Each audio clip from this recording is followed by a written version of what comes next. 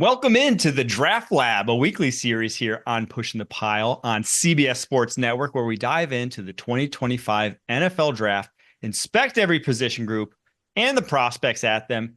And so this week, we did the whole offensive side of the ball, Pete. We've gone through and done that. This week, we're doing defensive line. And I don't think I'm breaking any ground here to say it's an insanely good class. We're going to rank the top 10 off the top, my top 10. Pete's going to react to it. We're going to break down how we scout defensive linemen. We're going to build the perfect defensive lineman. And at the end of the show, we're going to get to Pete's newest mock draft. It's mock draft 1.0, Pete. You're a little late to the game here. Some people are Yeah, like but 10.0. What are you doing? Mike, they don't matter until after free agency. How do you know what the heck teams are looking for? So I think It's the best time to do them is right after free agency.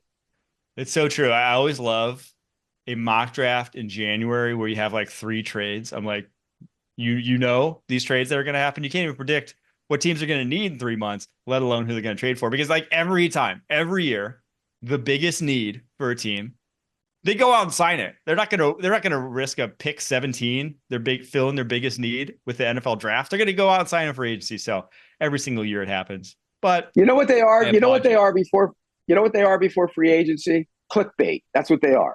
I mean, that's exactly what they are. Fantasy If you're football. doing a mock draft, if you're doing a mock draft in August, September, October, November, December, on before free agency, you're just doing it for clickbait. And look, the guys put a lot of work into it, but that's what it is. Well, you know what it is. It to me is a glorified draft board. You are basically putting out a draft board for what you think the NFL is going to value and putting team names to it so that you hook the sickos in each fan base. Because that's the beauty of the mock draft and why every single person in America does, every single media outlet does mock drafts, is that it plays to 32 fan bases. There are a few things in the NFL that you can talk about that 32 fan bases will be interested in. Mock drafts, well, it plays to all of them.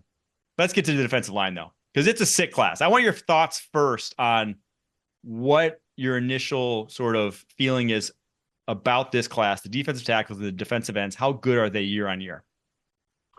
Well, I think the defensive tackle class is really deep.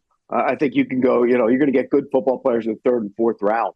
Big guys, power guys, a lot of guys that I think are going to be better than maybe even what they were in college, which is saying something. So I do think the defensive tackle class is deep. The edge rush class, okay. I mean, there's a lot of concerns with the edge rushers. If you go pick by pick and take a look at those guys, I think there are concerns with each and every one of them. Some off the field, some guys that maybe didn't produce in college that looked the part. So each and every one of them has issues, at least as it relates to me. With the exception of Abdul Carter, he's the only one. But I think each and every one of them has issues.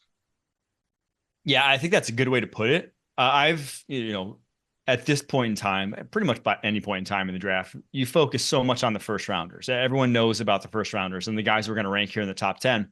But I think uniquely in this class, what makes it so special at both DT and defensive end is I think there will be a lot of guys drafted in the second and third round at both that will be not only could be immediate starters, but could be productive players for you, which usually at those two positions, it trends more towards first rounders, right? Right. It is a very traits driven position, defensive tackle, defensive end. If we're looking for who are the guys who are making high end impact at the NFL level, if you go through and count them, it's guys like Aiden Hutchinson, Micah Parsons, TJ Watt, Myles Garrett. They don't last till the day two. NFL can identify the athletes. But I think this year, because it's so loaded, there will be a lot of guys on day two that are still impact NFL players. But you do find guys like Mason Crosby and Trey Hendrickson and those guys. Mm-hmm. So It can there are happen. guys. Yeah, it can definitely happen. And I think this is a class where it can happen, and I think it will happen. I think there's a lot of good players. And we said this before the show. From 16, 15 to 70, I think that group of players is going to produce a lot of really good ones. There's no real, guys you look at them and you go, oh my gosh, he's a can't miss after I think other than a few. But I think as guys get better, you might see them develop into becoming big time players. So I think 17, 15 to 70 is where you're going to find a lot of good players. Right there with you on that. Let's get to my rankings though. Top 10, mixture of defensive tackles and defensive ends. Number 1, Abdul Carter, breaking no ground here. I think he's special. I see him as, as good as Will Anderson a couple years ago, probably better as a prospect. I think he's just a little more impressive athletically, has a little more bend to his game off the edge to get around the corner. He's one of the can't miss prospects in this draft class. There's not a lot. He's one of them off the edge. No brainer, number one in this class. Mason Graham, I have number two. To me, he's the only guy after Abdul Carter along the defensive line that I just won't think will be a bust. There's always a range of outcomes for everyone. His range of outcomes has just a really, really high floor given what I saw at Michigan. Now, his ceiling is not Aaron Donald, right? It's not top of the NFL defensive tackle, I don't think. I don't think he's going to be, mistaken for Chris Jones anytime soon. But the guy will hit the NFL day one and be a productive football player and look like a veteran on his tape at Michigan. So that's why I have him at that level. And to me, he's a top 5 player on my draft board. After that, I have Jalen Walker 3. This is where it starts to get a jumbled mess. Jalen Walker, undersized, edge, off-ball linebacker hybrid. I just love the way he plays. He doesn't have the pedigree necessarily. He doesn't have the length. He doesn't have the production that you'd really go to bat for. But when you flip on his tape, you see a guy who plays the way you want an NFL edge rusher to play. He's physical. He fights. He's twitched up. And I just think that guy's going to figure it out given enough time to just focus consistently on rushing the passer because he never really got to do that at Georgia. After that, number 4, Walter Nolan, the former 5-star defensive tackle at Ole Miss. I thought he put it together after transferring from Texas A&M to Ole Miss this past offseason. He's more of a 3 technique, but uniquely compared to a lot of 3 techniques, he's great in the running game. Not a lot of 3 techniques are willing to consistently stack, shed, play blocks in the running game. They just want to get upfield. He can do that, but he can also really attack guards, tackles in the running game and still make plays. Michael Williams, I have next, the Georgia defensive end. He's kind of one of the enigmas in this draft class, who's more traits than performance at this point, but I love his ability to use his long arms, 35-inch arms, that to get into the chest of offensive tackles, continuously control blocks in the running game. He's at least a high floor run defender who could be a pocket pusher off the edge. Never really got that chance to be. He was more of he played the kind of the Trayvon Walker role in that Georgia defense where he's not the featured guy in pass rushing situations. After that, Derek Harmon from Oregon, one of the biggest risers in this draft class. He was so good this past fall. Really ticks just so many boxes. He's got length. He plays with strength. He can get up the football field. He's a playmaker, 1 gap, 2 gap. I think he can really do it all. He's one of my favorite prospects in this entire draft class. After that, I've got Mike Green, the Marshall defensive end. Not going to be for everyone. Undersized, doesn't have great length, but incredible bend. Led the FBS in sacks this past season. Then it's the Texas A&M duo. Shamar Stewart's more of your high-end projection. Freak athlete, unbelievable body type, no production to speak of whatsoever. 4.5 sacks his entire collegiate career. Nick Scorton's kind of the opposite. Not a freak athlete, more of a power player. A big jumbo defensive end, but he was at his best in a 2-point stance, lined up wide. More productive at Purdue than he was at Texas A&M. But I'm still betting on that tape we saw back in 2023 at Purdue where he was so dominant, and the fact that he's only 20 years old, one of the youngest players in the entire draft class, doesn't turn 21 until next fall. Last but not least, James Pierce Jr., one of the stars of the combine, 4.47 40. He's got juice off the edge, juice that can really threaten the outside shoulder of offensive tackles. I just worry a little bit about his play strength and the lack of moves in his repertoire. So there's my top 10, Pete. Who was too high? Who was too low? And who did I get just right? What are your thoughts? Well, let's start with your too high. I think Nick Scorton's too high.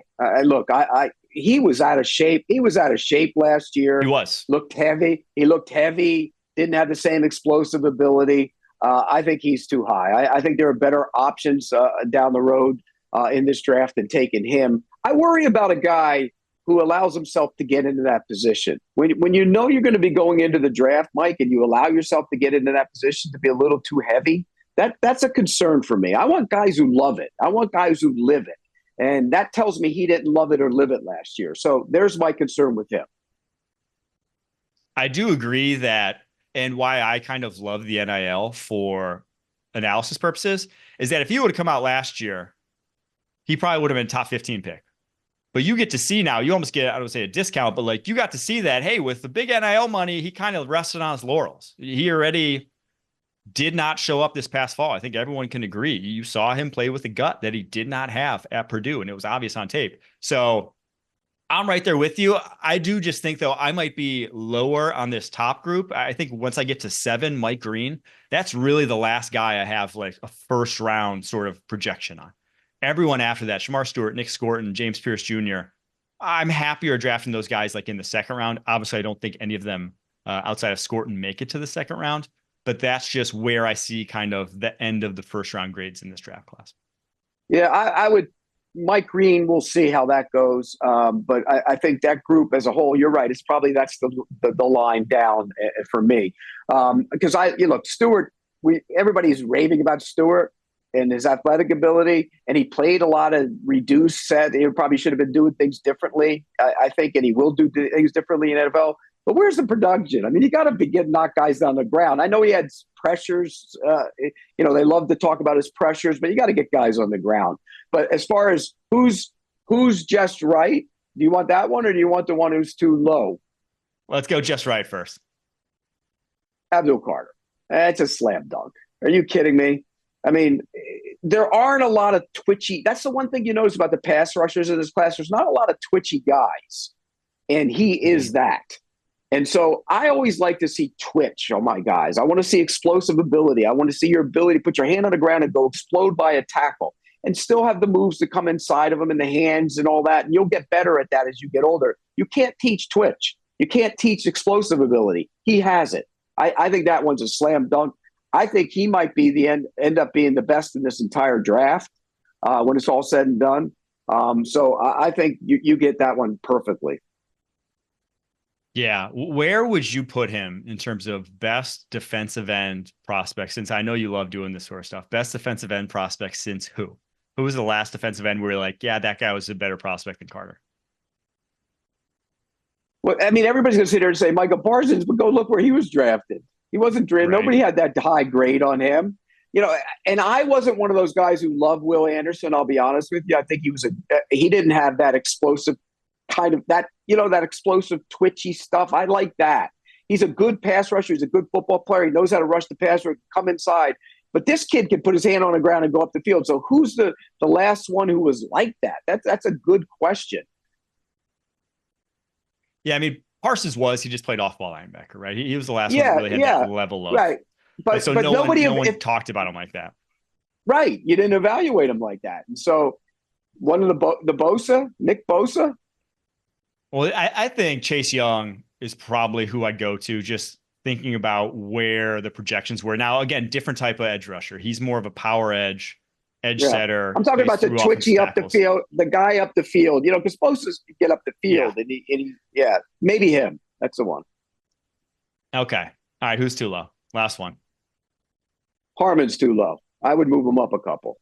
I don't love Nolan. I know, Nolan's been good, but I think Harmon's a better product. I think he's a better player. I think he'll be a better player. I think he's a pro, and so I think there's a little bit to his game. And don't get me wrong, he played with some damn good guys, and I'll talk about a couple of them coming up. But I think he was better to me. He's a better prospect than Nolan, and I think that'll show out as it plays throughout the process.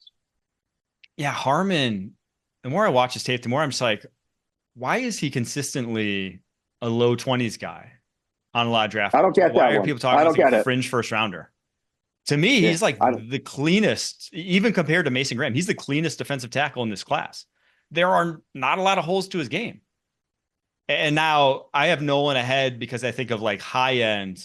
Nolan just has a little bit level of twitch and a little bit level of get off that can get you to like top of the NFL sort of pass rusher. Like he is an elite athlete at that position.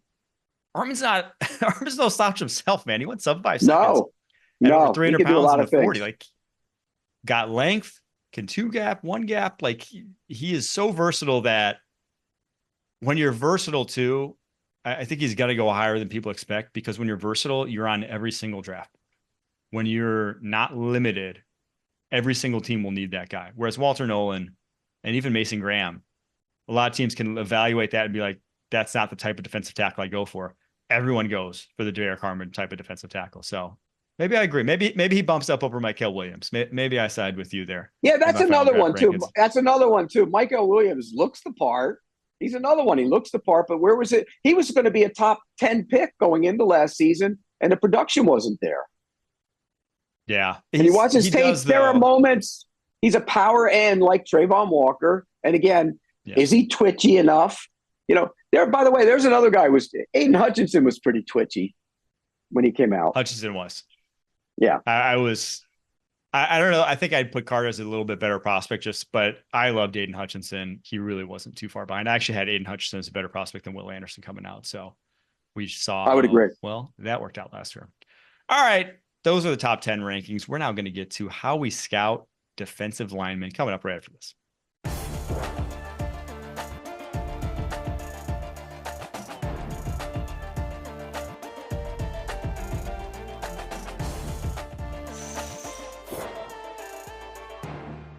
On every episode of the Draft Lab, we try to pull back the curtain a little bit, Pete. We try to give the people a little preview of how we scout.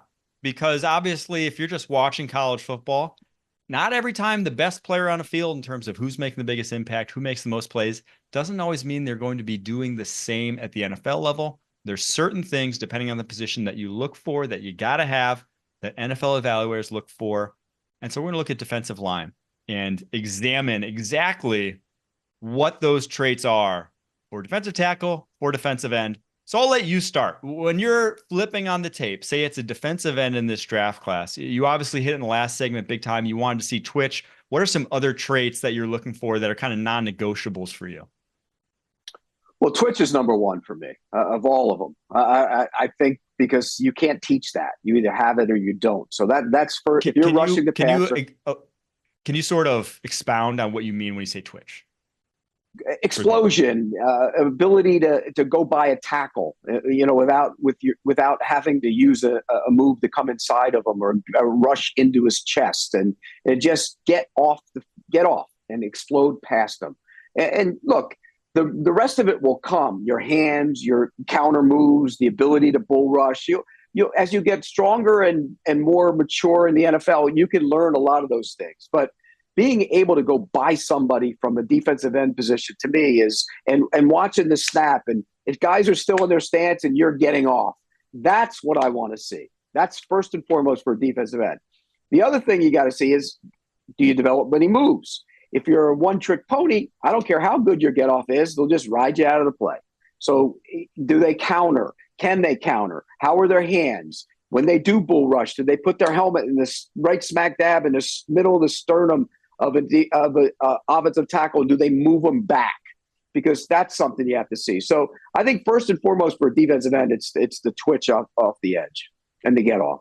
Yeah, I 100% agree with you. Twitch, I would even say that twitch is not only just like lower body explosion, but it's also some upper body. Like some guys' hands move faster than others. That's just a thing. It is, like a boxer.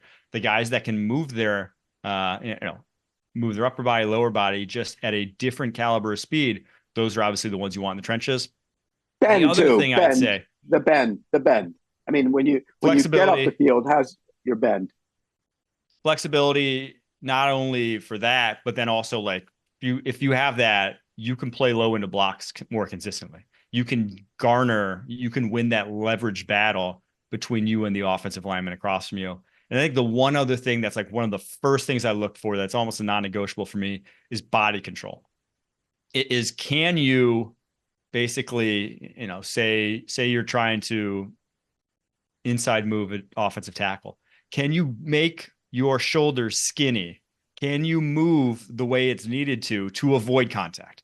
Because, there's multiple ways to win as a defensive lineman. You can play through a guy, you can play around a guy. And if you have the twitch and you're, an explosive athlete, it's easier to go around people more often than not. That's how you get to the quarterback the quickest. So if you are in that mold, do you have the body control to make offensive tackles miss consistently? Because there's a lot of guys throughout NFL history that are, high-end athletes rushing the passer. But if you can't utilize and deploy that high-end athleticism to then make offensive tackles miss, to then get around them consistently, well, you're not going to be effective at your job in the NFL. So explosion, twitch, body control, bend, those are kind of like the holy grail, the dynamic trio that it takes to be a real elite just defensive linemen, whether it's interior or on the outside at the next level, in my opinion. Who's a I would agree with prospect in you. this class?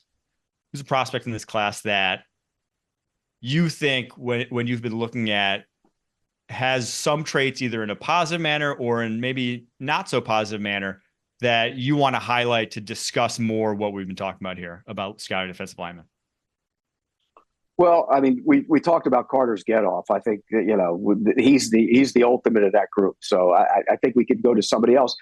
One thing that I like to see in a defensive end too, I want to see a little bit of toughness. I don't want to see you when you're getting chipped doing the ole. I want you to be able to rush the pad. And we've seen many a defensive end over the years who they do not like to get chipped, but you can't do that. You can't do your slide when you see it's coming. So I want to see a little bit of toughness. I want to see you when the pullers come. I want to see you put your body smack dab right into the chest of that puller and knock him back. And we saw that in the Super Bowl. Sweat did it in the Super Bowl on one of the pull. Remember, he destroyed the puller in the Super Bowl. Josiah Stewart. We're going to talk more about it because he's one of my favorite guys. That toughness, the ability to take on blocks and not back away from them is something that I look for in a tape. I like tough guys. I want you to be a nasty, violent, tough guy. If you have the twitch and everything else, look, it's great. But you can have all the twitch in the world. If you're not tough, you're not going to be a good football player. So I look for toughness too. And Josiah Stewart from Michigan is one of those guys. Yeah, I go back to Nolan Smith in that mold of, he wasn't super productive at Georgia. And that's right. It was Nolan Smith. It wasn't Sweat, right? It was Smith that did it in the Super Bowl. That's right. And he broke Elgton Jenkins' shoulder, took him out of that game on a pulling guard against the Green Bay Packers. Like, some guys will do that. Other guys won't. It's not just because guys are on a football field, they don't all play with the same mentality. I think oftentimes we think that these guys are almost pieces on a chessboard, whereas they have their unique intricacies. And I do agree with you there. If you want, you're building a perfect defensive lineman and looking for maybe guys who will translate better than others, and especially undersized guys, it's the ones who play like they're not undersized, who play like they're the biggest dude on the football field still. So I agree with you. You know what I can't understand when it comes to that either, Mike.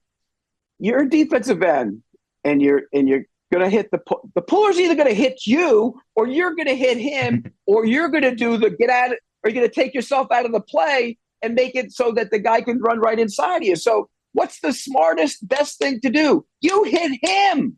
Hit him. Don't let him hit you. It is. It's maddening to watch the guys who shy away from contact in the trenches. Truly. All right. Last thing I wanted to pick your brain on, because it's been a huge discussion around offensive line this year, but it matters for defensive linemen too. And that's the arm length. Mason Graham, notably the Michigan defensive tackle, shorter arms. Michael Williams, a guy who's getting hyped because he has longer arms. What are your thoughts? And we obviously didn't mention it in our kind of prerequisites for the position, but what is your thoughts about arm length in the evaluation process? I think sometimes we get too caught up in it. Look, it can be a factor, but Mason Graham has short arms. But he's a wrestler, and he's learned to compensate from having short arms by being a wrestler and having a low, powerful body. Look, is he a great pass rusher? No. Maybe that's because he doesn't have arms that are a little longer. But he's got great hands. He's got the ability to disengage, which I think is important. I think sometimes we get to this point and we forget that they're football players. I think Will Campbell, the offensive tackle, said it best. He's got short arms. Does it hurt you? There's been a lot of players who played this league that have had short arms and been good players. If you go back and look, the history, there's been good ones. So I think sometimes it can be paralysis by analysis, but ideally you'd like to have longer arms than what Mason Graham has, for sure. Yeah, it's one of those things where you'd like, obviously, them to be longer. It makes your life easier, but it's more so about how you use them, because you can have 36-inch arms, and if you have no clue what the heck you're doing, well, that ain't can help you out whatsoever. So that's how I feel about arm length. All right, we have all the traits that we just discussed. Now, in the next block, we are going to build our perfect defensive lineman, given all these traits, coming up right after this.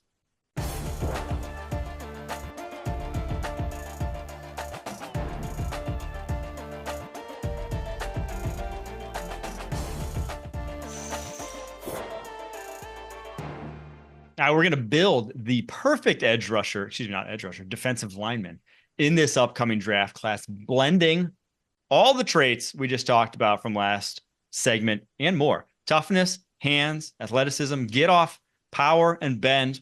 Before we get to the draft class, though, I wanted to give you guys who I would do for the NFL, just so you kind of have a feel for what we're talking about with all of these. So for toughness, I went Max Crosby as the pinnacle of that at the NFL level, the superlative, if you will. Guy doesn't come off the football field. Guy plays his butt off every single snap. That's toughness. Hands, I went with Aiden Hutchinson. His bag this past year was as good as I've seen in my time covering the NFL before he got hurt. He was lights out in terms of hand placement, in terms of consistency, in terms of number of moves at his disposal. Went with him. Athleticism, Myles Garrett. No real explanation necessary. Get off, Micah Parsons, yet again. If you've seen it, you know what I'm talking about. Power. I went on the interior for one of these. Dexter Lawrence, the strongest defensive lineman in the NFL. Overpowers pretty much every single guard and center he faces. And then bend, that's a TJ Watt trait. The guys that can really, that's how he wins, is just getting to the edge, getting back to the quarterbacks, surprising them, surprising offensive tackles. That's how he wins. For the draft, though, I went toughness, Josiah Stewart. We discussed him. We both agree on this one. The guy plays ball. Snap in and snap out. He will stick his helmet in a guy who he is giving up 100 pounds to and play with no fear whatsoever. Hands, this one's a little bit of a call, Pete, but I'm going with Ole Miss's Jared Ivey. When I watch him play, I just see hand placement and consistency with his usage that looks like an NFL vet. That's the kind of guys I want to draft when projecting the NFL. Athleticism, get off, Abdul Carter, breaking no ground there. Power, this one's a little bit under the radar. David Walker, the Central Arkansas defensive end. The guy is built like a jumbo running back. He's 6 foot, 263, and overpowers pretty much everyone you see him face off against on his tape. And last but not least, bend, Mike Green, the Marshall defensive end. That's why he led the FBS in sacks last year. He can really get to the edge and get back to the quarterback. Hi, Pete. That was my list.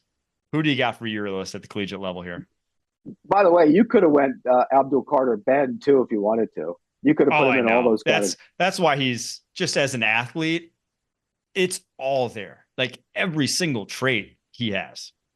Yeah, like I didn't know we could use guys twice. Otherwise, I would have done the same thing. Choose, yeah. For toughness, I went with Josiah Stewart. And by the way, for those watching this, we had no idea who each other picked. I had no idea you picked Josiah Stewart. I went with him as well. Again, love watching his physical play, not afraid to stick his head in there. Can rush the passer, too. I think he's going to be a steal for whoever gets him. Mason Graham, hands. I think he uses his hands like a veteran. And I think that helps him compensate for having the short arms. He's really good with it. He looks like a pro who's been doing it for a long time. So I would have put athleticism. I would have put Abdul Carter again, but I didn't know we could go 2 for 2. So I went with Stewart. Stewart does have unreal athleticism for a guy that big. So I put him at number in the athleticism. I put get off for Abdul Carter. And then power, I went with Kenneth Grant. I think inside he's a strong power player in the middle of that defense. And there were other guys I considered, but I think Grant held up when he was doubled a bunch. He's one of those guys that holds up against the double team. First off, way too many Michigan guys there. As a Notre Dame alum, I'm cringing here thinking about 3 Michigan guys being superlative in this draft class. Hard to disagree with any of them, though. Mason Graham one. I want to hear what you think of this, my comp for him. It is the defensive tackle version of Aiden Hutchinson. They're so similar in terms of like pros, cons, and how they get talked about coming out, where it's like they played insanely good ball. Now, obviously, Aiden Hutchinson was 1 year older coming out, but just like insanely developed already hitting the NFL, but tiny arms for their respective position. I think Aiden Hutchinson actually even has shorter arms than Mason Graham does. Not explosive, not big, not like strong, but somehow they continually win. Am I barking up the wrong tree here? Am I close? No, you're right. And here's the one concern I have with Mason Graham. He's on the ground a lot. And is he a great pass rusher? You know what I mean? Mm-hmm. You if you're going to draft that guy that high, you want him being Aaron Donald rushing the passer. You want him being able to, and I don't know if he is. Don't get me wrong. In this draft, I like him a lot. but I think there might be a real ceiling there for him. And I don't know if he's going to go crashing through it. I do think this draft class compared to last year's draft class. So I would have Mason Graham as the third best position player. So it's Abdul Carter, Travis Hunter, then Mason Graham. But if we just transpose this year's class on the last year's class, I'm not drafting Mason Graham in last year's class until probably pick 14. Brock Bowers went 13. I would have had Mason Graham behind him. And now he's not going to fall to pick 14 in this year's draft, but like that just kind of shows you, one, how I feel about this year's class, but two, just like how year on year there can be big fluctuations in sort of the top end talent in each class. By the way, he might be fourth if you count it. Abdul Carter, Travis Hunter, wide receiver, Travis Hunter, corner. Right. That's a good point. I mean, because on different draft boards, I mean, I've heard from a bunch of people that say he's a better wide receiver than he is corner. I've heard a bunch of people that think he's a better corner than he is wide receiver, and so he could be the best. He's the best at both those spots. Think about that. That's what he is. He's the best at both spots. What is he better at? That's the question. What do you think? What would you say? Okay, initially I thought corner because I think it's for most of the last 2 decades it's been a more valuable position, so you get more value out of it. But the way the game's played now, receiver has become just as valuable as the corner, and so he's a better receiver than he is corner. I think he's more natural as a receiver than he is as a cornerback, and so for that reason, I probably would start him at wide receiver and then play him at corner. He has, and this might be, I might be getting a little lofty here. He has the best ball skills I've ever scouted. 10 years doing this. The way he attacks the football in the air, and now he's not going to obviously be your great contested catch wide receiver at his size, but he had 2 drops his entire collegiate career. Like he has Larry Fitzgerald level numbers in terms of holding on to footballs and just the way he's able to pluck the ball out of the air, contort his body. And again, at corner, that's obviously super valuable. That means that those 5 or 6 chances over the course of a season, maybe, 8 to 10, he'll secure. And that he's, if you get a go ball on the sidelines, that's a 50-50 ball. I'd probably think Travis Hunter's coming down with it more often than not than the wide receiver. So that's obviously a great proposition to have there. But on the flip side, it's like, we're targeting a guy 150 times. I think that's a little bit more valuable having the ball skills on that side of the football. On the defensive side of the ball, but I've had a couple guys mention Justin Jefferson's name when talking about him as a wide receiver. I mean, doesn't get any better than that. Yeah. So I'm right there with you that I think wide receiver is where I'd play him at the next level. There's your defensive line talk, even though we got a little sidetracked, a little Travis Hunter talk. We got Pete's mock drafts though. 1.0, as I teased off the top in the next block. Stay tuned. You didn't get to my guys I love.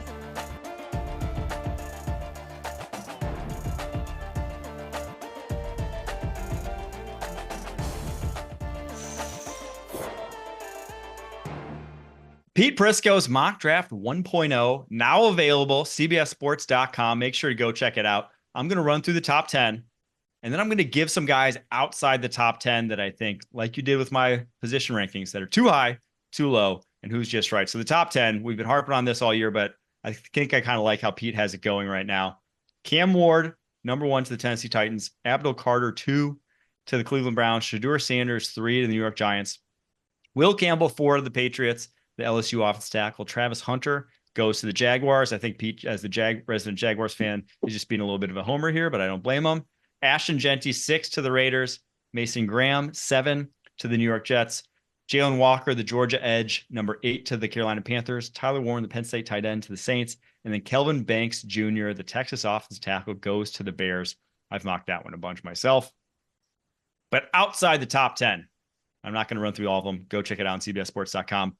I'm going to say who's too high, who's too low, and who's just right. I'm going to start too high, Pete. Omarion Hampton, the UNC running back at number 20 in this running back class, specifically in this running back class where there's so much talent. It would just be a waste of draft capital, in my opinion. And I'm not sure you disagree, though. No. And by the way, I'm not disagreeing. It might be a waste of draft capital to take Genty where you're going to take him, too. Yeah. So, I look, as good a players as they are, I'm not going to argue that with you. at all. I'm not, because personally, I love this running back class. I think it's so deep and talented. You're going to find guys in the third round are going to be productive players. So I'm not arguing with you on that. But I think when you talk about the Joker and what Sean Payton wants, and I'm with you. I wouldn't do it, but this is trying to predict what they're going to do. So that's why I did it that way. But I'm with you 100%. I think Genty and Hampton are special running backs. They're going to be really good, but they're running backs. And you know how I feel about running backs. I'm not taking them that high. All right, the next one, who I think is too low. Tet McMillan falling all the way, the Arizona wide receiver. A lot of people have a top 10 player in this draft class, all the way to number 29, which would be obviously he's probably going to go higher for the Commanders. He's going to go higher than that. He will go higher than that. It's just, when he ran the other day, it wasn't a great time. It wasn't awful, but if you go back and look at the history of guys who run 4, 5, 7 and in the last 20 years and seen how they've done, they haven't done very well. And so that's a concern of mine. Does he separate? But again, when you go back, and I went back and watched more of him, he catches the ball as well as anybody in this draft class. He attacks it.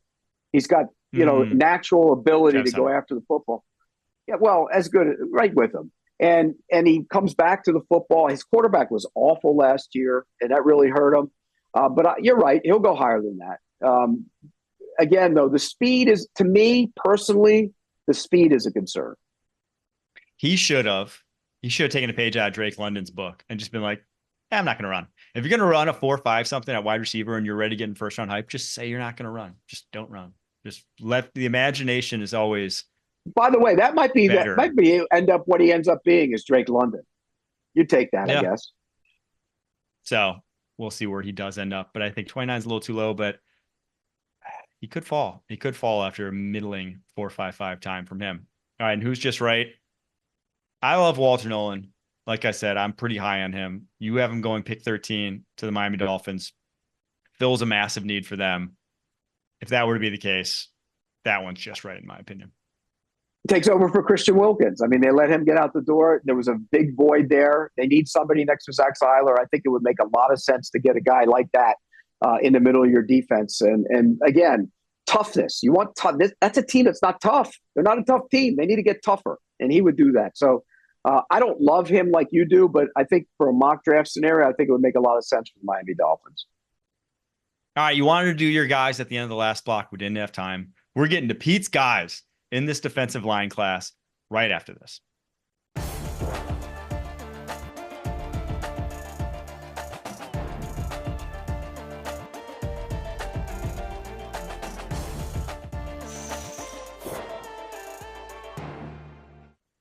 All right, Pete, the floor is yours.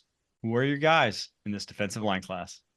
Okay, we've talked a lot about one of them. Josiah Stewart's one of them. I mean, look, these guys are all going to find their way onto my better than team. I love them. Again, we talked about his toughness. I think he's a better pass rusher than he gets credit for. You watch him on this tape. He gets up the field. He beats guys. I think he's going to be a really good long-term starter in the NFL. I know he's a little undersized, but it doesn't matter to me. I think he's going to be a big-time player. Jamari Caldwell, the 340-pound defensive lineman from Oregon. And you talk about Harmon. Look, Harmon's a really good player, but you watch Caldwell play. Oh my gosh, can he move for a big man? And I'm gonna give everybody a homework assignment. I want you to go watch Caldwell against Ohio State in the last playoff loss. It was just a disgusting performance by Oregon. They got just whacked. There's a second to last play of the game. There's a run wide, and Caldwell goes down the line and chases the back down and makes the play. Second to last play of the game. They're getting beat by what, 40? He plays hard. He plays tough. He plays physical. He's going to be a long-time player starter in the NFL. I love his tape. And then the other one. He reminds me a little. Can I say it's a little? He reminds me a little of B.J. Raji, Jamari Caldwell. Now, I don't think he's the upfield athlete that Raji was off the line of scrimmage, but has that lateral agility for a, chubby guy. I'll give you another one. Jerry Ball. Oh, you're talking before my time now. Yeah, Jerry Ball. That's another one. Okay, and then the third guy, also on that Oregon line, and it's Jordan Birch. And he was the people forget he was the number one recruit in the country when he came out. And you talk about a guy who looks the part. He plays hard and tough too. He's a physical player. And when he's given the opportunity, he played a lot of reduced sets at Oregon. When he was given the opportunity to go outside and work on the tackle in one-on-one scenarios, he won. And I think he's going to be a big-time pro. And by the way, it wouldn't shock me, Mike, to see him go in the first round. Ooh. Now there's a call. Jordan Birch in the first round. You heard it here first. Late first. You must have been watching Oregon kit tape, just like fainting left and right. I think 3 of your favorite defensive linemen. You love Derek Harmon, you love Jamari Caldwell, and you love Jordan Birch. Do you love DJ Uyunglele's brother too, Mateo? Were you a big Mateo Uyunglele fan? I mean, and the corner's not bad at Oregon either. He's a pretty good little player too. Look, when you look at the right tackle, the left tackle are both going to play. The running back. I mean, they had a talented team. They were good. It's good but I like to see a guy who's still playing late in the game for Caldwell. Mean, you're that big and you're playing hard late in the game. That's a great sign. Caldwell is definitely one of those. We said there's a lot of talent at day 2. He's one of those where it's like that guy can start day 1, and I think he can be maybe not a Pro Bowl All-Pro, but definitely a productive player for you in your defensive line rotation. Birch is one of the wild cards in this draft class. I don't know what to do with him because I'm right there with you that his tape on a down-to-down basis isn't like anything special. But when you just watch him off the edge, 2-point stance, go bull rush, it's like, oof, that guy has a get off and he has the body type that's like perfect for it. He's all ass and thighs. He's got long arms and he's got this explosive get off. And he plays physical to where you just ask him to be that guy, because at the NFL level, you can get by. There's a lot of guys who are getting by on just like a long arm and a couple counters off of it. Well, Russo, does he remind you of Greg Russo a little bit? He's got a little more heft in the pants than Russo. A little bigger, cut, right? A little bigger, a little thicker. That's why they reduced him inside. But when he played inside, he held up too. I mean, he wasn't like he was getting blown off the ball against good teams too. Against Ohio State, he was good. He didn't play him in the first game. He sat that one out, but he's a good player. They'll be on my better than list by all of those guys. Just to give you a little tease, coming out in a couple weeks. And Caldwell's in the running to be the captain, by the way. That's how much I love his game. I really do. I think somebody's going to get a long-term starter there. Yeah, some of my guys outside of the top 10 that we mentioned there, I love David Walker from Central Arkansas. I have him as a top 50 player. I think he's like 130 on the consensus board. I love Jared Ivey from Ole Miss, another guy, top 50 player, not in the top 100 on the consensus board. I love Braden Swinson from LSU, top 50 player. I think people are starting to come around on him. And I love Q Robinson from Alabama, a guy who probably just a pass rush only guy at the next level, but I think should be firmly in the day 2 mix. Two try hard guys real quick. Batty, who from BYU, plays hard and tough, older. And then, what's it, Ashton Gelati, another one from Louisville. Oh, yeah, Ashton Gelati from Louisville. All right. There you have it. That's our draft lab for today. We'll be back next week going through linebackers. Thanks for tuning in. Until then, keep pushing.